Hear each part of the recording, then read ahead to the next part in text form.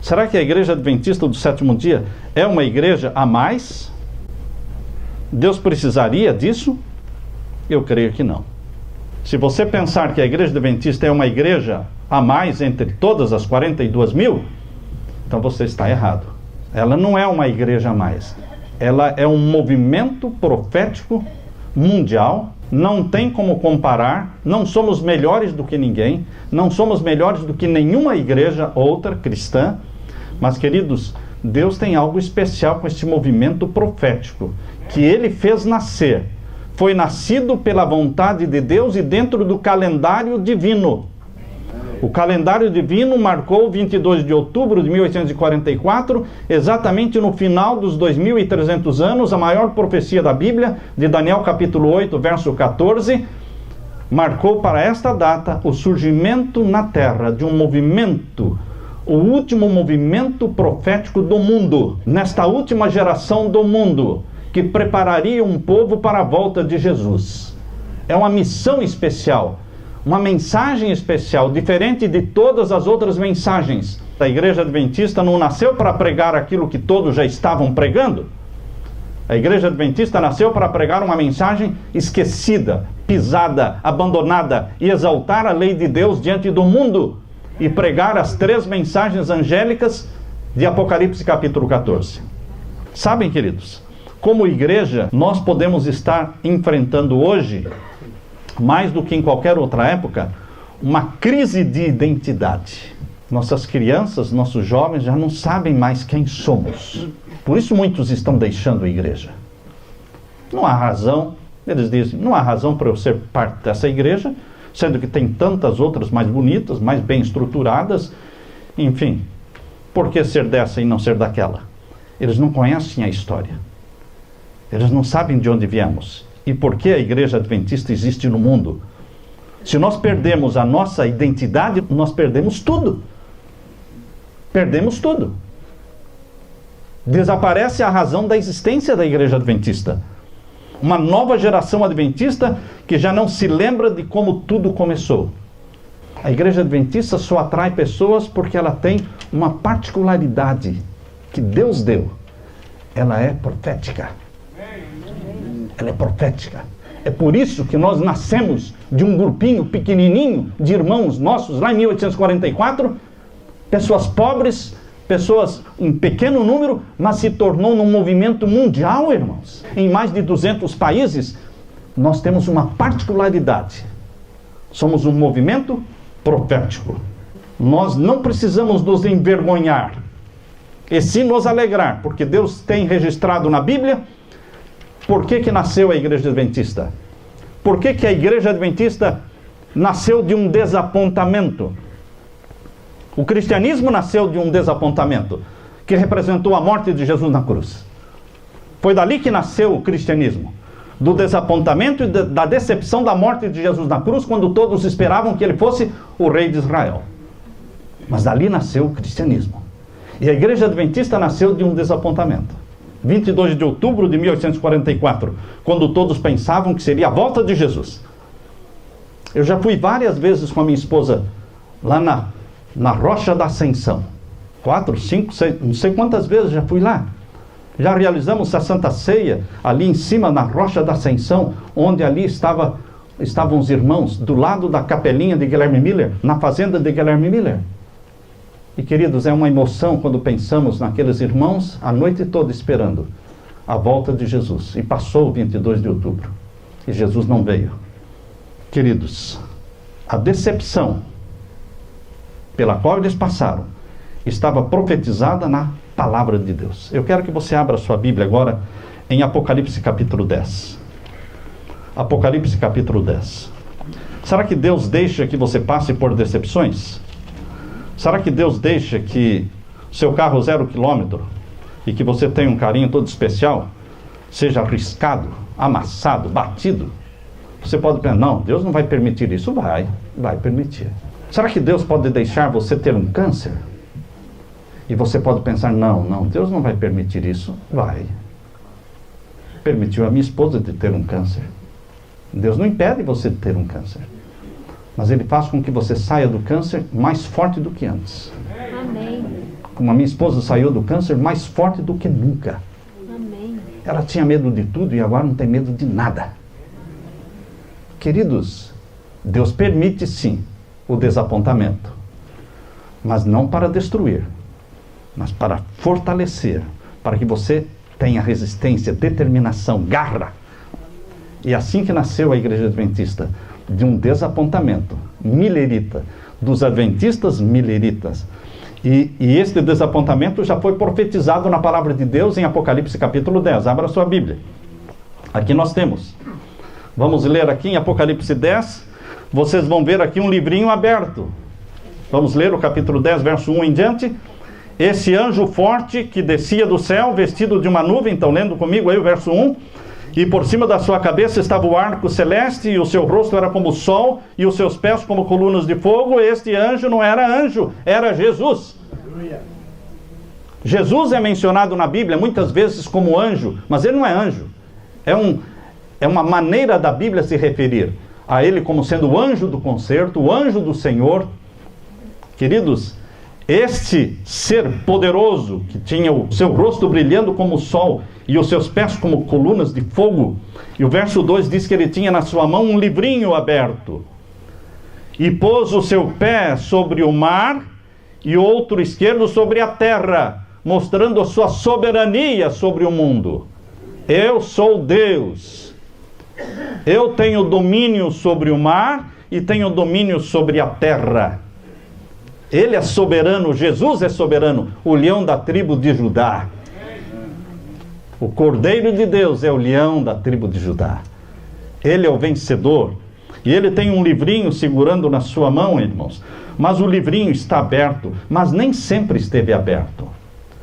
A Bíblia diz lá em Daniel capítulo 12, abra sua Bíblia em Daniel capítulo 12, esse livrinho foi uma vez selado e fechado, e só seria aberto no tempo do fim. E nós estamos falando do mesmo livro. Capítulo 12 de Daniel. Nós lemos aqui. Capítulo 12, o verso 3 e 4. Capítulo 12, verso 3 e 4.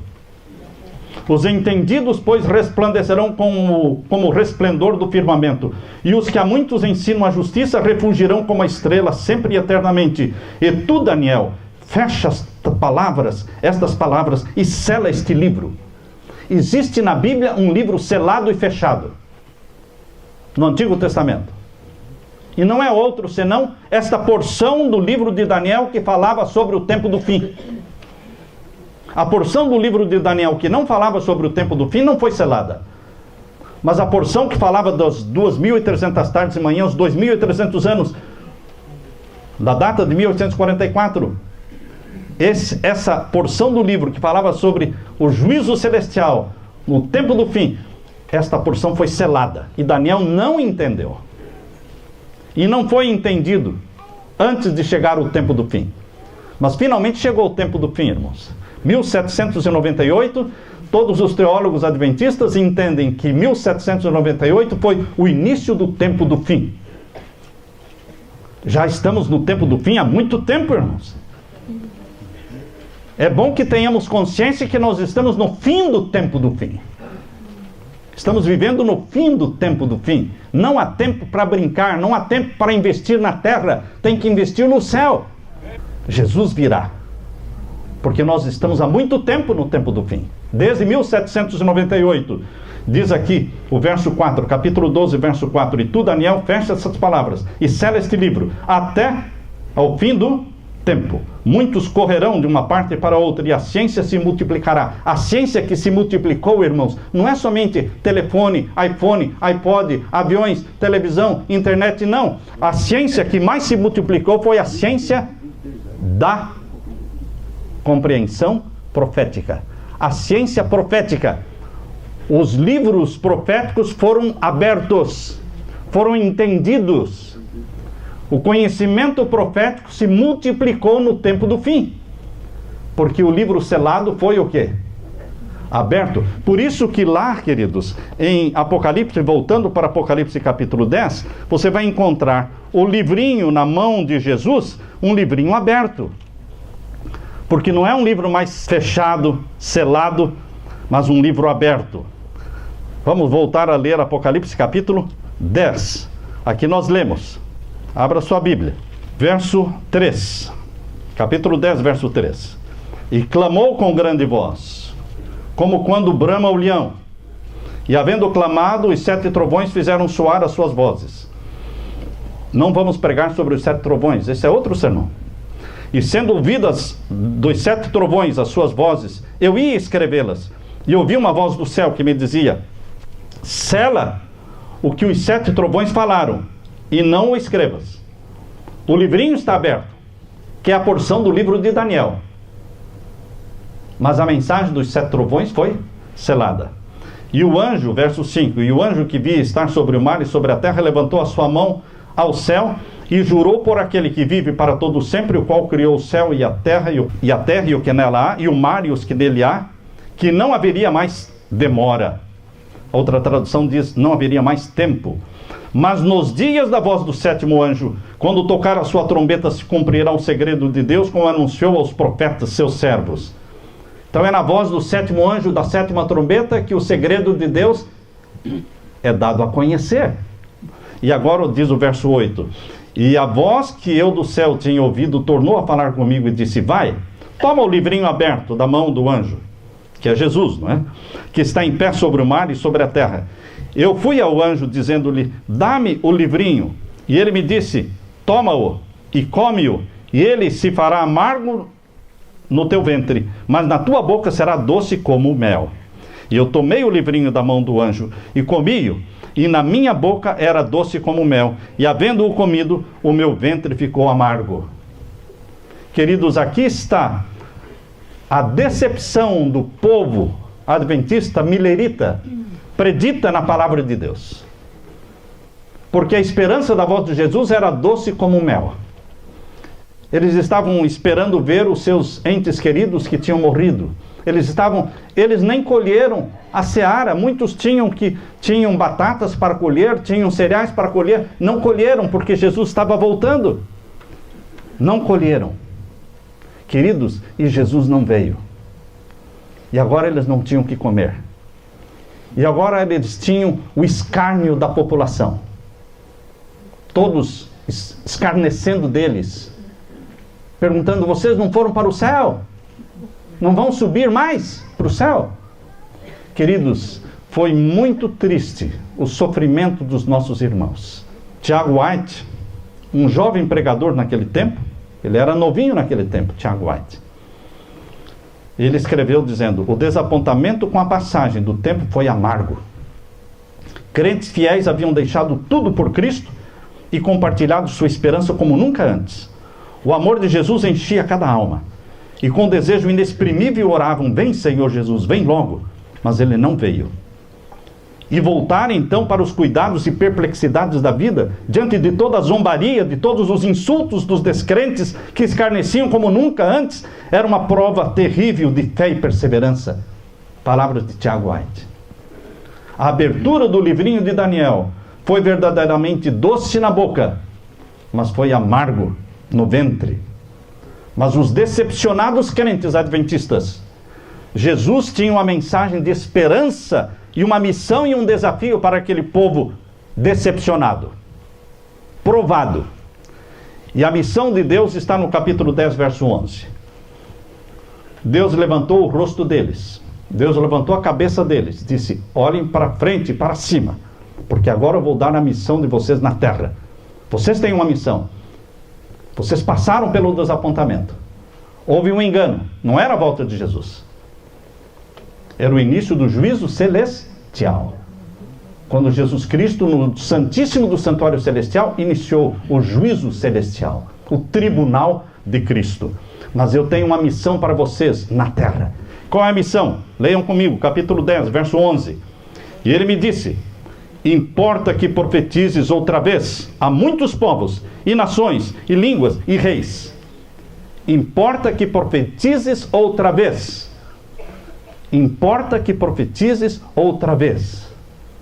O movimento adventista nasceu com a missão profética. Importa que profetizes outra vez. Só que agora a igreja está esquecendo as profecias. Ora, a missão foi: importa que profetizes outra vez. Vocês nasceram de uma profecia de 2.300 anos, mas eu tenho mais profecias para serem pregadas, mais profecias que vão se cumprir. Importa que profetizes outra vez. A quem? A muitos povos, nações, línguas e reis, ao mundo. Por isso a igreja chegou em mais de 200 países do mundo, porque nós temos uma visão profética, uma missão profética. Agora, pregar o quê? O senhor quer que eu pregue? Profetize outra vez. O senhor está falando, mas profetizar o quê? Então, no capítulo 11, verso 1 e 2, Deus diz: o que pregar? Que mensagem dar ao mundo? Não é qualquer mensagem, irmãos. Qualquer mensagem, qualquer um pode dar. Mas a mensagem profética, só quem é do movimento profético, quem tem visão profética, quem tem compreensão profética, pode dar essa mensagem. E a mensagem está no capítulo 11, verso 1 e 2. O que diz aí no capítulo 11, verso 1 e 2? E foi-me dado uma cana semelhante. Lembrem-se que é continuação, irmãos. É continuação. Do importa que profetizes outra vez. E agora, veja o que você deve profetizar. E foi-me dado uma cana semelhante a uma vara. E chegou o anjo e disse, o mesmo anjo, do capítulo 10, verso 1, é Jesus. E disse: levanta-te e mede o templo de Deus. A mensagem que Deus deu para o movimento profético adventista pregar é a mensagem do templo de Deus. Porque o templo da terra já tinha passado. No ano de 70, o santuário da terra foi destruído. Não ficou pedra sobre pedra. Mas, queridos, em 1844, quando Deus fez nascer o movimento adventista, o maior movimento criacionista do mundo, que nasceu um pouquinho antes do maior movimento evolucionista do mundo. 1859, o maior movimento evolucionista do mundo, com Charles Darwin. 1844, o maior movimento criacionista do mundo, o Adventismo. Queridos, Deus disse: eu tenho uma mensagem para vocês. Meçam o templo de Deus. Ou seja, estudem o templo de Deus. O foco de vocês é o templo celestial, o santuário original, construído por Deus. Aquele santuário da terra foi somente o que? Uma cópia, passageira, ilustrativa. Mas agora é o santuário de Deus, onde Cristo exerce o seu ministério. Levanta-te e mede o templo de Deus e o altar e os que nele adoram. E deixe fora o quê? Deixe o átrio que está fora do templo e não o meças. Deus pediu para que o seu povo pregue que no céu existe o lugar santo e o Santíssimo, o templo de Deus. Mas no céu não tem o pátio. Assim como na terra tinha o lugar santo e o Santíssimo, tinha o pátio, mas no santuário do céu tem o santo e o Santíssimo. Mas Deus disse: deixa fora o pátio, não o meças, porque eu dei o pátio para que as nações andem sobre ele. Onde está o pátio do santuário celestial? O planeta Terra. O que é que existia no pátio do santuário da terra? No santuário da terra, no pátio, existia o que? O altar de sacrifício, onde morria o cordeiro. O cordeiro não morreria no céu, o cordeiro morreria na terra, porque morreria no pátio. O Monte do Calvário é o altar de sacrifício do Cordeiro de Deus que tira o pecado do mundo. Amém. É o Monte do Calvário. Pastor, e a pia? A pia é o tanque batismal. Quem passa pelo Calvário, o próximo passo é o quê? Aquele que crer e for batizado entrará na família de Deus. E eu intercederei por ele diante do meu Pai. Então o nome dele entra para o lugar santo, onde Jesus intercede por você. Queridos, essa é a mensagem de Deus. Deixe fora o átrio. Porque aqui diz o verso 2: deixe o átrio que está fora do templo, não o meças, porque foi dado às nações, e pisarão a cidade santa por 42 meses. O pátio está onde estão as nações, onde estão os gentios. Nós vivemos no pátio do santuário celestial. Lá está o Monte do Calvário, onde Jesus Cristo derramou sangue por você. Quando nós abraçamos Jesus como Cordeiro de Deus que tira o nosso pecado, nós entramos para a família de Deus e Jesus Cristo se torna o nosso intercessor, nosso advogado, nosso juiz, aquele que deu a vida por nós. e aquele que nos julgará, mantendo o nosso nome no livro da vida. Queridos, no capítulo 14, versos 6 a 12, capítulo 14, versos 6 a 12, é uma ampliação da missão que Deus deu para os adventistas. A ampliação da mensagem, o leque se abre. Capítulo 14, versos 6 a 12, aqui nós temos. Essa é a mensagem, é para o remanescente pregar. Nem todos da igreja adventista amam as profecias, nem todos da igreja adventista pregam as 3 mensagens angélicas, mas existe um remanescente dentro da igreja remanescente, e que não vai sair da igreja remanescente. Isso é que é importante entender, porque muitas pessoas pensam que o remanescente fiel e verdadeiro vai deixar a igreja. Não, irmãos, não sai. Quem sai é o joio, o trigo fica. Não confundam. O remanescente fiel fica dentro da igreja, mas não é bem visto, mas fica. Mas ele é perseguido, mas fica. Elias não deixou o povo de Israel, irmãos. Os 7.000 que não dobraram os joelhos a Baal não deixaram o povo de Israel. Eles ficaram, faziam parte do povo de Israel, perseguidos, caçados, viviam fugitivos na terra, mas não abandonaram o povo de Israel. Vamos abandonar a igreja remanescente, a igreja adventista, para ir para onde? Para onde? Quando Jesus perguntou para Pedro e para os discípulos: vocês também não vão me abandonar? Todos estão abandonando. O que eles disseram? A quem iremos? Tu tens as palavras da vida eterna. Eu vou sair da igreja adventista? Não. Não tem para onde ir, irmãos. Ou é aqui, ou é aqui. Porque a última igreja é a 7ª. Não tem a 8ª, irmãos. Não tem a 8ª, 9ª igreja. É a 7ª. É o povo do juízo. É aqui a nossa missão. Mas a igreja é morna. Mas é aqui a nossa missão. Não é 100% morna, irmãos.